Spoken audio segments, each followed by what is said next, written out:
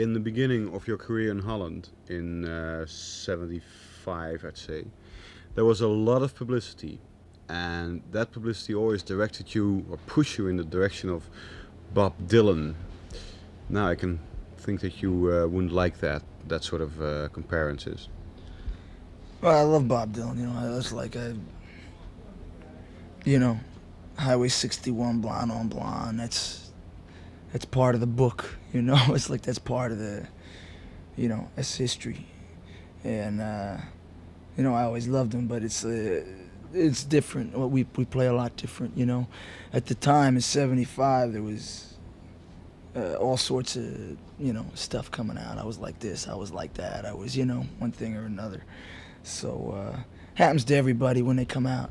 First thing when somebody new comes out, the first thing they do is try to compare him to the next guy or something, or the last guy, or make him the new this or the old that, or one thing or another. But you don't have much glamour or glitter around you yet. You girls are brought out hysterically out of this hall, taken away in ambulances. These girls, is what's happening to an audience? I don't know. I can't figure that out. It's too crazy for me. It's I think they just get excited, having a good time. It's funny because I was walking down the street in Chicago, and this girl comes up to me. She's dressed real nice. She's got a big bandage on her chin. She says, "Bruce." I says, "Yeah." She says, "Oh, I was at your show the other night. I passed out and fell frontwards and got 6 stitches in my chin. They had to pull me out. She says, "It was great." Like, I had a great time. She says, "Now I'll always remember the show." She's got like a little, I guess a little scar there or something. But it was funny, because I figured she's gonna say, "I'm gonna sue you," or something. But she just said, "Oh, it was great. You had a good time." There's a clear change in your albums from The Wild and Innocent on.